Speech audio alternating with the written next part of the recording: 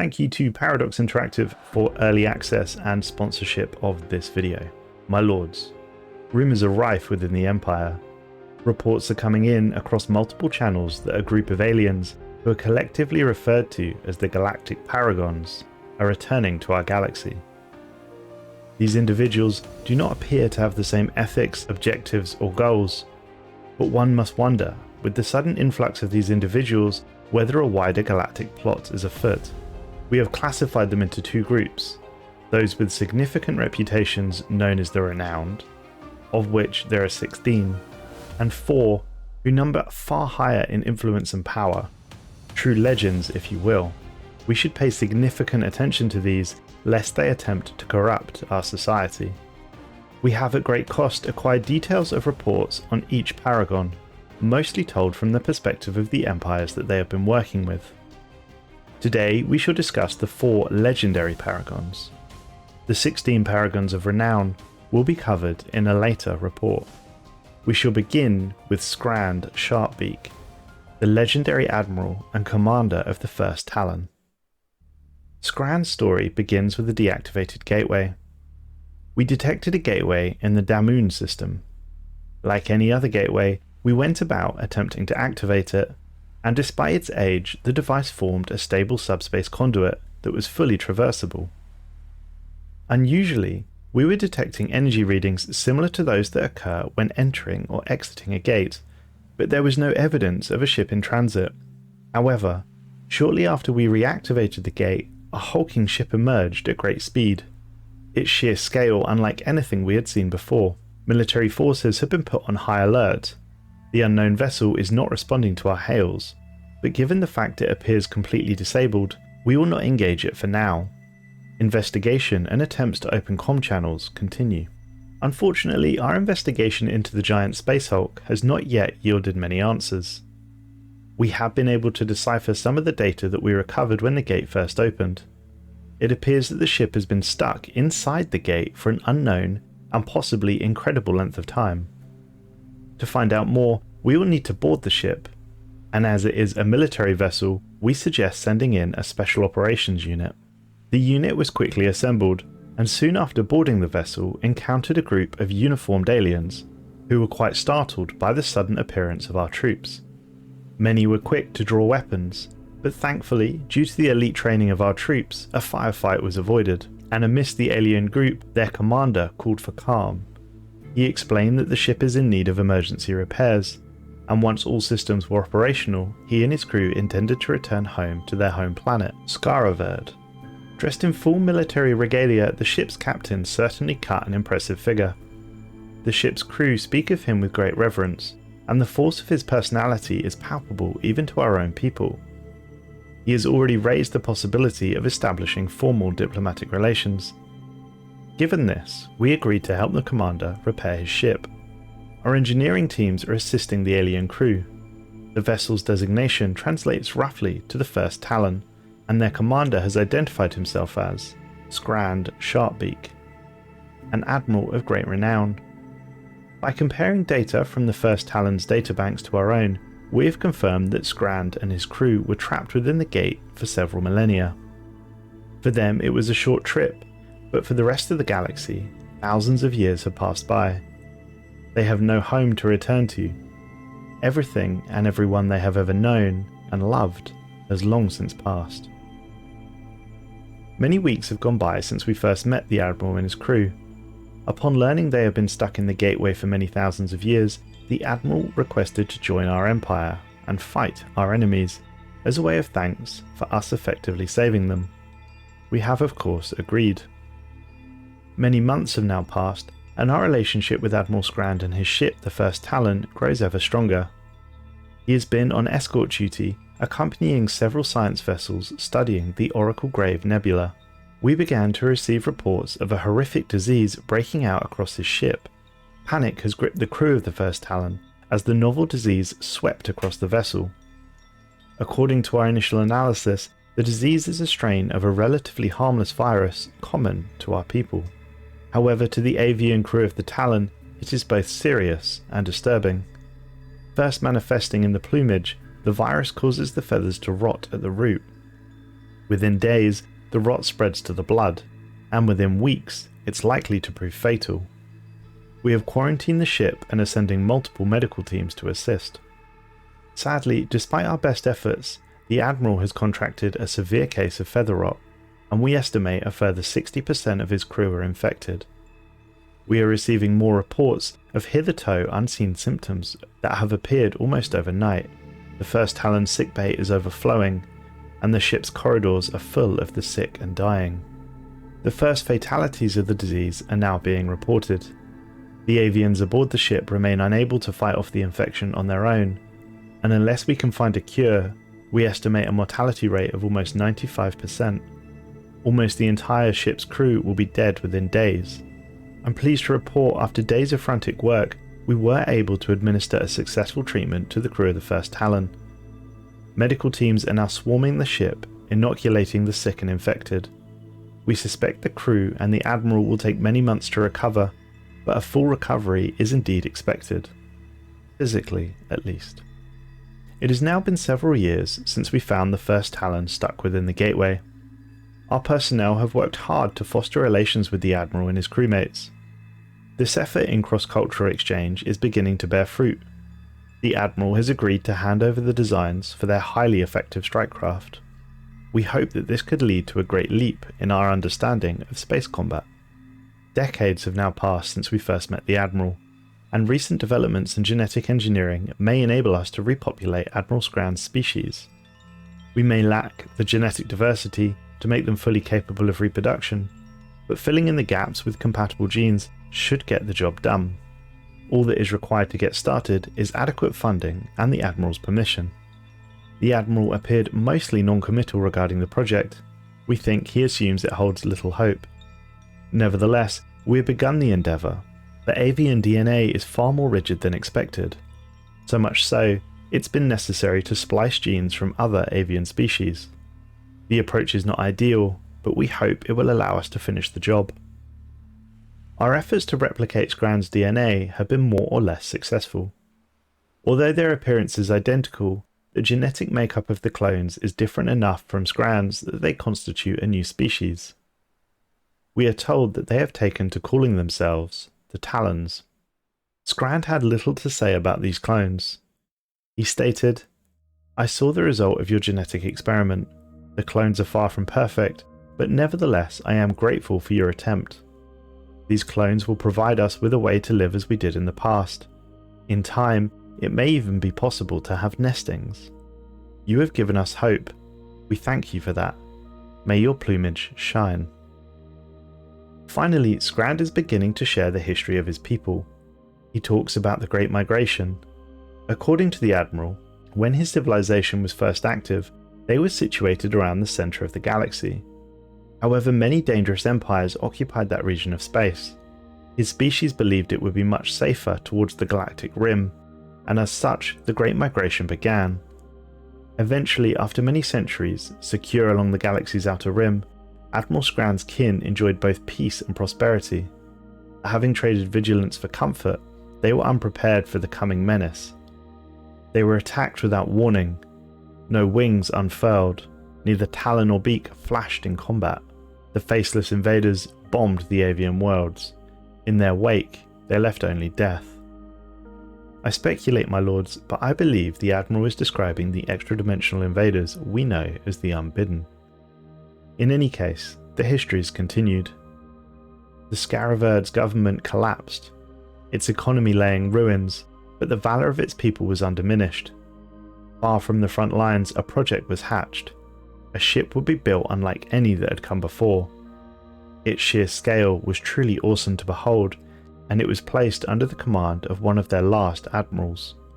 A young and untested Skrand Sharpbeak went to war. Soon his people would hail him as Menacebane, first claw of the Scaraverd people. The first Talon, first and last of its line, cut through the enemy ranks. Battle after battle was won by the cunning and valour of its crew and their commander. Alas, the flight was short-lived. No ship, not even one as mighty as the Talon, could turn the tide of war on its own. In desperation, the Admiral and his officers planned to sacrifice themselves in the last defence of their homeworld. In a daring bid to outflank the enemy, Skrand led the Talon into an untested gateway. Sadly for his people, neither he nor the Talon were ever heard from again, until millennia later, when we rescued them. And thus ends the story of Skrand Sharpbeak, the Grand Admiral and commander of the First Talon. ExaKeides, the Lost Child. We have picked up an unusual distress signal during routine surveillance of uncharted systems. It appears to be coming from an ocean world designated Duga 4. Buried deep within the planet's crust was an ancient escape pod. Its cryostasis capsule contained what appeared to be an alien child. Despite the pod's extreme age, the cryopreservation equipment was still functioning, and the child's life signs are stable. On the planet's exterior, a series of symbols were roughly carved. We translated the symbols: our hope, our future, our scion. The child discovered on Duga 4 has been successfully resuscitated. All vital signs are within a reasonable range for a life form of its type. Still unconscious, it may be some time before the child awakes. A number of items were also discovered inside the pod. The first was a degraded data crystal, which revealed the child's gender, name, and species. He is called ExaKeides and referred to throughout the log as the scion of Vargos. The second was a strange relic composed of an unknown heavy material. Given its design, it is likely that this relic formed a part of a larger device. Further study is advised. Of a more pressing concern is what to do with the child. Whoever this being was, for the time being, he will still require care. We of course attempted to care for the child as best we could, but in the meantime we intended to investigate these relic fragments. Unfortunately, within only a number of weeks, our ongoing research into the broken relic discovered with the child has hit a roadblock. Given how many pieces are missing, we can only speculate on its true purpose. However, based on the anomalous readings we've recorded while in close proximity, there is reason to conclude the object has an impact on space and time. Our research continues. 10 years have now since passed since we found ExaKeides. Always a remarkably precocious child, his 10th year marks the beginning of more advanced studies. Until now, our focus has been encouraging his boundless curiosity and providing him with all the tools necessary to pursue his interests. In the coming years, he will be tutored by the best minds we have to offer. His potential to become a leader in the sciences more than justifies the investment. The question is, upon what foundation should his education proceed? Authoritarianism or spiritualism? Given the events regarding his founding, we suggested a spiritualistic path may suit him best. Another 10 years have passed. Upon turning 20, ExaKeides is now ready to assume the responsibilities of adulthood. In the time since his resuscitation, he has absorbed our teachings with great determination. Despite his obvious skill and boundless intellect, he remains humble. Science has long been his passion, fueling his drive to uncover the truth of his past, as well as the purpose of the broken record he was found with. To his peers, he is now known simply as Keides. Standing tall, Keides observed the situation and his own response to it. His gaze falls to his hands. They were remarkably steady. He was prepared for this day. We asked him what he seeks. What does he wish his path in life to be? He responded, "What does anyone seek to know themselves to understand their place in the universe? I believe the key lies with this relic. With your aid, I'll commit myself to recovering the final pieces. But do not mistake me. This is no vain quest for selfhood. I am convinced that the power of this subject will prove a great boon to our people. I am indebted to you for saving my life, but I must find answers, and I need your help." Several weeks have gone by since Keides took up his post as a fully fledged researcher. During investigation of the relic, he reported an unusual experience. After physical contact with the relic, visions appeared in his mind. Images of people and places. Memories of a long-forgotten past. Although he is yet to ascertain their full meaning, some of these visions depict real locations. He is calling for a special project to explore them. The first planet in Cades' visions has been surveyed. The planet's broken surface is littered with battered and broken spacecraft. At the centre of the largest debris field, we discovered the framework of a colossal starbase. With an irresistible power, the pull of whatever led us here drew Cades into a single room inside the base. Among the dust-covered cargo, another piece of the relic was waiting. Upon touching the new fragment, Cades was plunged into another vision. A vast starbase orbited the planet. From its docks flowed an unending procession of battleships. On the deck of the flagship, a young admiral stood, grasping in one hand an object resembling the relic. With a flick of his wrist, the space outside his ship blurred, darkened, and then folded into itself as a black hole appeared. As the admiral ordered his fleet into the darkness, the vision abruptly ended. Returning aboard with the new fragment, Cades placed it next to the existing piece. Both began to vibrate with a piercing hum. Then by some unknown force, the two pieces fused into one. After the fact, the relic appears strengthened. The second planet in Cades' visions was molten and volcanic. Between the bays and swells of the planet's molten oceans, we discovered the remains of a mineral processing facility. Cades reported new visions of a dark corridor that led into a sealed room. Following these images led him to an ancient and smouldering box. Within the box he found another fragment of the relic, untouched by the ravages of time. When he reached out to grasp it, he was struck by a new and troubling vision. The milling activity of a great furnace rose around Cades. Mines, factories and vehicles blanketed the ground. Huge carrier vessels dotted the skies. Beyond the noise, there was a staggering number of portals blinking in and out of existence, folding in on themselves. Suddenly, there was a great rumbling, and the ground began to shake. A strangled scream came from the distance. After recovering from his vision, Cades once again set the new fragment alongside the existing piece. A sharp whine filled the air almost instantly, and the two parts fused together of their own accord. Again, the relic appeared to be growing in strength. The third and final planet was tropical, covered in a ferocious jungle. The perils of the wild jungle proved difficult to safely navigate. More than once, Cades and his team narrowly escaped the jaws of death. Despite this, and as if drawn by a mysterious force, he pressed on, only to discover the overgrown remains of a massive structure. A crumbling stairwell led to a pedestal far above the canopy. There, resting on a plinth of black metal, was another fragment of the relic. Almost instantly, Cades was plunged into another vision. The vegetation peeled back, giving way to a green vista. A beautiful, tame world with animal enclosures the size of large forests, containing species from all over the galaxy. Suddenly the vision jolted, and Cades found himself inside a larger building. One wall depicted a map of several star systems. One system in particular was clearly unconnected from the rest. It had no hyperlane access. Back aboard the ship, Cades set the newest piece of the relic alongside the existing one. Humming and again visibly drawn to one another, they fused. The relic yet again appeared to be growing in power. Cades now believed it was fully formed.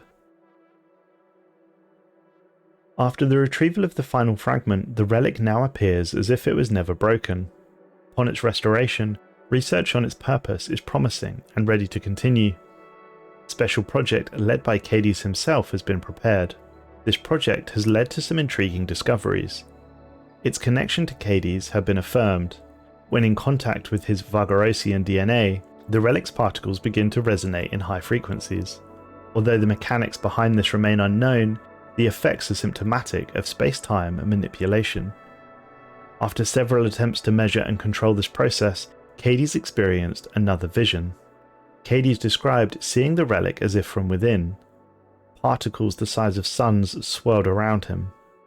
In the void between, he experienced a surge of power. With his hands alone, he commanded the movement of the spheres. Returning from this vision, Cades placed his hands upon the relic. Now he understood its use and the astonishing scope of its power. When properly controlled, it has the ability to collapse 2 points in space. effectively creating a stable wormhole. The Vargosians called this device a key. Spurred on by this discovery, ExaKeides acted on his own initiative to open a wormhole in our home system.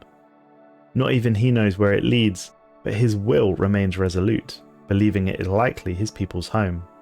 With great haste, ExaKeides took his vessel into the newly formed wormhole. At the other end of the relic-spawned wormhole lay the Sussex system. Shortly after our exit from the wormhole, sensors picked up a fleet of hostile drones. They appeared to be keeping vigil over the system's single planet.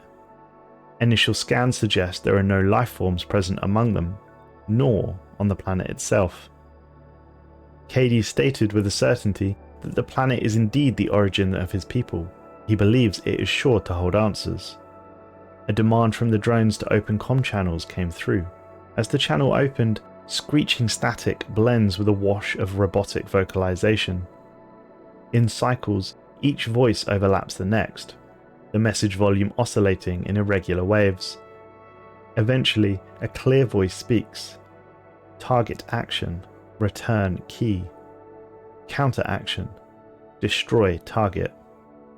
It appears we were being given the choice to return the key or keep it and fight. We chose the latter. We sent in our navy, who made short work of the Guardian drones. Whoever created them made sure that no one could benefit from their remains in the possibility of their defeat. As the last drone was disabled, they all initiated a self-destruct sequence, and what little remains are hardly salvageable. Nevertheless, we are now free to explore the Sussex system and its single planet. The planet that the drones were protecting is tidally locked, one side facing the cold darkness of space, and the other bathed in perpetual light. On the warm, light-filled half of this world, we uncovered the ruins of what may be a Vargosian city. ExaKeides is hopeful to finally find the details of his past and his peoples buried here. It appears that this planet played a vital role in the Vargosian society. Early into the excavations, it's become clear that much of the infrastructure was centered around administrative work. The city's potential served as a hub for communications across a large and wide empire or federation. There is no shortage of spaces for those in leadership to gather, and several public squares of truly massive proportions have already been uncovered. Thanks to the fortunate discovery of an underground vault, ExaKeides has not slept for days. He is convinced that this place holds the key to his existence. Deep within the vault, he discovered row upon row of cryostasis pods. All of them now lie empty. Circuits integrated into the floor lead to a large structure, a throne-like pedestal in the very center of the vault. Against the protests of the science team, ExaKeides made the decision to sit upon the throne. No sooner had he sat down, he lost consciousness. Even as his expression slackened, his body was racked by convulsions. No amount of effort from the science team was able to free him from the throne. Hours passed, and finally, just when it seemed his young body could bear no more, he awoke. It appears he had been experiencing more visions. He describes them for us now. ExaKeides stood within a vast public square, packed inside it with thousands, if not hundreds of thousands of people. Faces turned to the sky. They watched as a massive ship descended from the upper atmosphere. At once, a single voice boomed out. "Attend," it said. "For the time of judgment is at hand. Your keys will be taken. Here you shall remain until the end of all things." The cries of his people were deafening in the midst of his vision. He understood that his world had been abandoned. Their masters and overlords, an off-world species of unimaginable power, had found his people lacking. The keys and the stable wormholes they had produced was all that connected his world to the wider galaxy. Cut off from galactic trade, the foundation of his people's prosperity was suddenly and irretrievably lost. As a mercy, his people were given a month to yield all keys and related materials. In truth, it was more of an insult than a mercy. This time was not nearly sufficient for them to save themselves. As an administrative world, the planet did not have the means to sustain its vast population. The best they could hope for was to ration what they had, delaying the time of their starvation. Their off-world masters were well aware of this. In their despair, the planet leaders hatched a plan. Recent forays into advanced medical care, preservation, and genomics had afforded them an unlikely opportunity, and as such, the Vargosian survival plan was set into motion.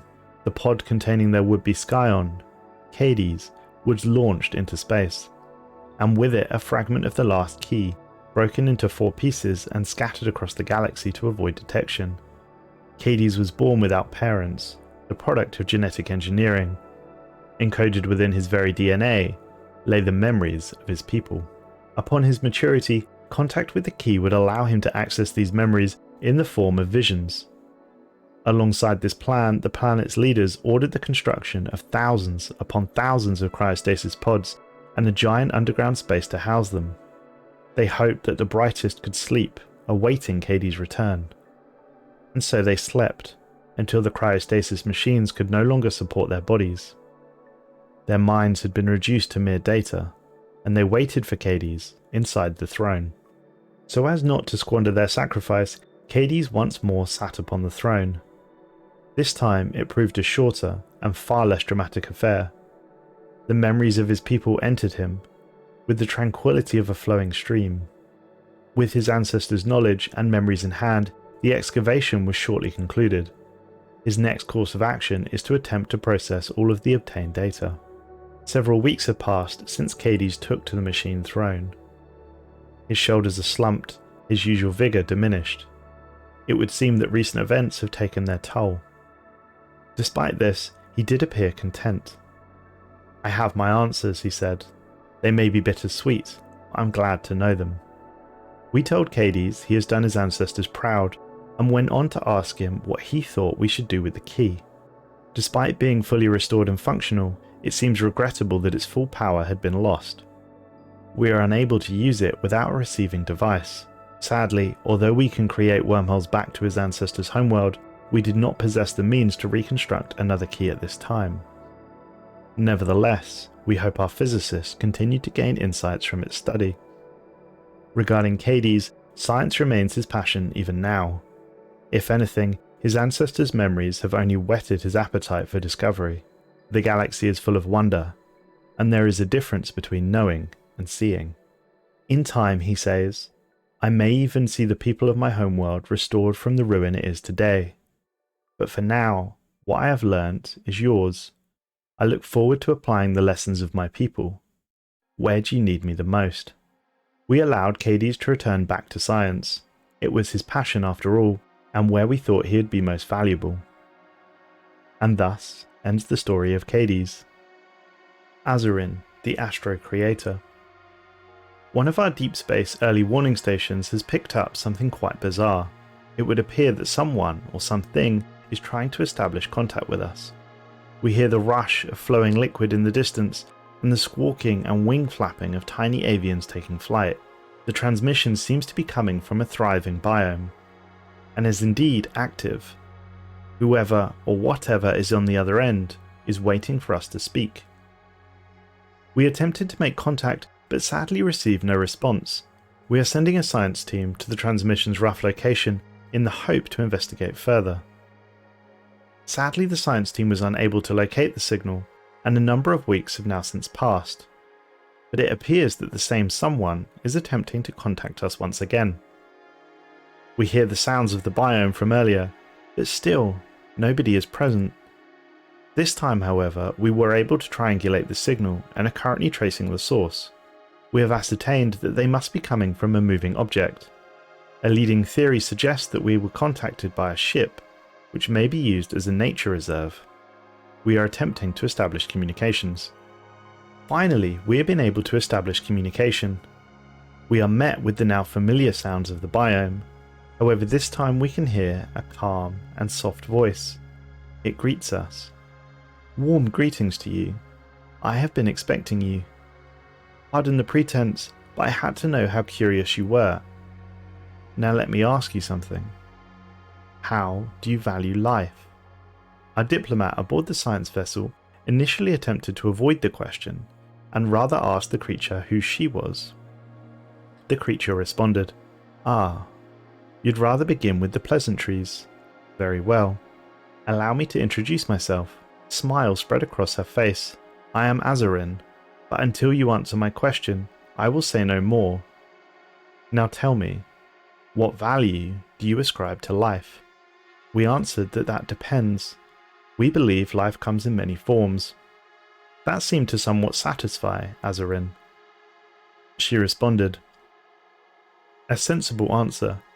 Few would hesitate to remove something that would threaten life, yet it bears remembering that all life holds infinite potential. Now I will shed some light on my reason for contacting you. I am a former astrobiologist from Azithia. I am a scholar of astro creation. I seek the materials needed to create new life. Astro creation requires more energy than I can generate on my own. I assure you this is a worthwhile pursuit. But first, a challenge. I would like to send you a gift of sorts, and see if you are capable of neutralizing it. Before Azaryn terminated communications, we were able to field a number of questions, starting with questions about her homeworld, Azithia. Azithia was my home. It was a Gaia world, the capital of the Astrophyton plexus, my people's empire, and home to a great many different species. Sadly, they're all lost. At its pinnacle, our world was a wonder to behold, teeming with life and natural beauty. I imagine such biological diversity has scarcely existed since. It all fell apart. She did not seem to want to go any further regarding that line of questioning, so instead we asked her about astro creation. She responded by explaining that astro creation is an advanced variant of terraforming. It is incredibly powerful. By seeding a planet with my terraformation nuclei, we would be able to transform almost any planet into a thriving Gaia world. The process requires a great deal of energy, but the results are nothing short of spectacular. Finally, we asked her about her ship. Ah, yes, this may seem rather unusual to the uninitiated. Indeed, this is the interior of my ship. This is the Vivarium. It is a scientific vessel complete with a fully functioning, integrated ecosystem. And I admit, I am quite proud of it. The gift I have given you was grown here. Speaking of the gift, it appears to be a plant-based bacteria, unlike anything we have ever seen. Neutralizing it will prove to be a dangerous challenge. However, if we are successful, it would greatly further our understanding of science and medicine. Despite the obvious challenge, we made quick progress with the gift. The great potential for interdisciplinary scientific advancement was encouraging. We have collated our findings, having neutralized any potential threat from the microorganism, and we're ready to contact Azaryn once again. She was delighted to hear of our breakthrough. Wonderful. I appreciate and applaud your efforts. Now I have another question. To escape death, would you take the life of another? We responded to the difficult question instantly, with no, we would not. It appears that she thought we were either lying or disingenuous. She said that she found it rather discouraging and rather unconvincing, although I suppose it's admirable in a way, if only it were true. Before my next query, I have another gift for you. It's called the Rafflesia Astasia, a type of flower native to my ship. I challenge you to make it bloom. Farewell for now. As before, we brought her gift back to our homeworld and began to research it. Our initial attempts to provoke a reaction from the flower were underwhelming. It was only when we applied electrical stimuli beyond our usual safety parameters that we were able to bring the flower to bloom and complete the latest task. Once more she appeared, and this time far more pleased that we had made contact. A tiny pollination drone buzzed around her head as she gently wafted it away. Hello again. My last gift sure was an interesting plant, wouldn't you agree? Evolution is a truly wondrous thing. I'm impressed you were able to apply the required amount of energy to make it bloom. She clapped her hands excitedly. Time for another question. Would you sacrifice your own kind if it meant you could save lives elsewhere? On a massive scale. Again, she posed another extremely difficult question to answer. Like many things, we felt that this was easier to answer the question than it would be to make the decision should we have to do it in reality. This time, however, we said that we would. Azaryn nodded in understanding. Yes, it may seem the obvious choice, but when caught up in the moment it could be quite hard to see it through. We must set aside our emotions and do what is best for the greater good. But I have one final question for you. Would you hesitate to remove a threat? To which we responded, no, hesitation gets you killed. She agreed decisiveness was vital, but some situations require extra consideration. Sometimes you are not fortunate enough to have all the necessary information right away. Patience could benefit you greatly. Now, I've asked you enough questions, and clearly you possess great patience. I will take some time to collect this information, and we shall speak again soon. A number of weeks passed before we heard from her once again. Hello again. You have proven your potential. In time, I hope to teach you how to utilize my astral creation powers. Together, we will reinvigorate the galaxy. As long as you strive to create new life, my skills and my ship are at your disposal. If this pleases you, I will gladly join you. We of course accepted her offer, gracefully. Wonderful. I have plotted a course for your capital and will be arriving shortly.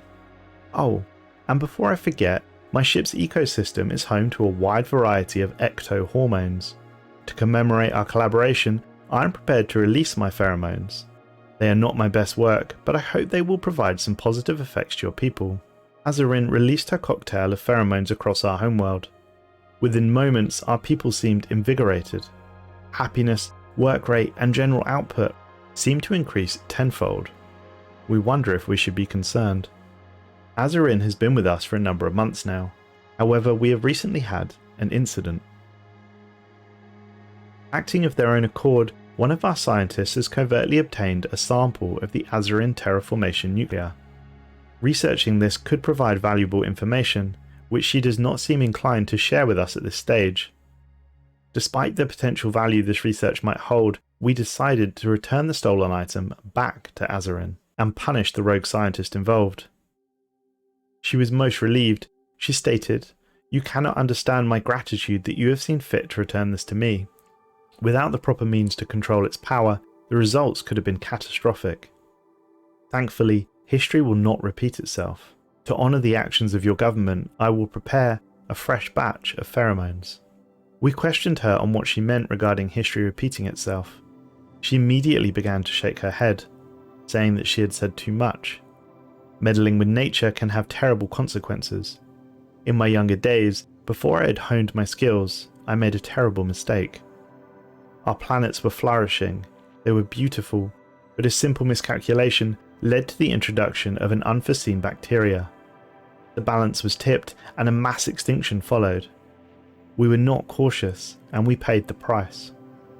Thanks to our honesty, the Astra Creator has given us the opportunity to use her terraformation nuclei on a cluster of tomb worlds currently devoid of life. We hope to transform them into Gaia worlds. She explained to us that given time, the 3 planets will be transformed from barren wastelands into luxurious Gaia worlds teeming with life. We of course took her up on this opportunity. The cluster of 3 worlds were only within 4 jumps of our homeworld, and so the Astra Creator set to work on bringing new life to the star system. Most concerningly, the Astra Creator's health began to visibly decline upon seeding the first of the 3 worlds. Oddly, she refused to be examined, and as such, we were unable to help her. She continues with her work. We are now quite sure that the Astro Creator's health is inherently tied to her terraformation nuclei. Her condition worsened again after the second seed. We are now suspecting that upon seeding her final nuclei, she would risk death. Despite this, she insists on continuing her work. Shortly after seeding the final planet, we found her aboard her ship. Azaryn lies still. The sounds of her ship have fallen to a low hum, and she speaks barely in a whisper. Her final words are as follows: "I'm not sad. So worlds may thrive, I have gladly given my life. Thank you, my friends." With that, she passed on. A number of days have come and gone since Azaryn's passing, and our people remain in mourning. We have received a pre-recorded message, and it appears to be from the Astro Creator herself. Although I accept my sacrifices, I cannot stand the thought of the vivarium and the life forms on board dying with me. The ship is too profoundly linked to me, and when I wither, it will as well. In anticipation of this, I have designed an area of modular fashion with each ecosystem capable of sustaining itself. Preparations have been made, and all you need to do is find a planet to rehome the habitat. I trust that you will complete this task. Work was set in place to honour her final wishes. We hope that this act helps her rest easy. And so ends the story of Azaryn, the Astro Creator. And finally, onto the last legendary paragon, the Beholder, the Murmuring Monolith. During routine scientific operations of Stone Age primitives on Illyria 7, we have identified odd energy fluctuations in the G-band that most definitely should not be there. We pinpointed the source of the energy fluctuations to a monolithic structure in the heart of the primitive territory. The local population have been observed curiously congregating around the structure. If we are to ascertain the purpose of this object, interaction with the planet's inhabitants is inevitable. Science teams were dispatched and have begun investigating the structure on Illyria 7. It appears to be an ancient four-sided pyramid. The scientists report hearing strange whispers in its vicinity, and have aptly named it the Murmuring Monolith. The monolith appears to play an integral part in the rudimentary belief system observed by the planet's primitive species. It is unusual to witness the species at this level of development develop complex spiritual practices when they have yet to begin using proper tools. The Illyrians are territorial and easily provoked, and it appears our arrival has disturbed them. More and more have begun gathering around the monolith. Gaining access to the structure will require force. We've now trained the Illyrians to look upon us as deities. They're now domesticated and rely on us for safety and protection. Our technological prowess is like magic to them, and manipulating their belief system was an easy task. Now that they are properly subjugated, we have full access to the Murmuring Monolith. Study of the monolith is proving time-consuming and less revealing than we anticipated. The structure's secrets elude us. There is an undeniably advanced technology within the pyramid, but the sheer amount of energy being produced is inconsistent with our current understandings of science. Beyond the walls of the monolith, something unusual is going on. A fresh influx of primitives have begun crowding it. In contrast with their initial territorial behaviour, they now seem to be calm and even anticipatory that something is about to happen. As the primitives gathered around the Murmuring Monolith, we observed a phenomenon unlike anything we had previously encountered. A sense of calm washed over the crowd. The creatures were transfixed by an invisible force.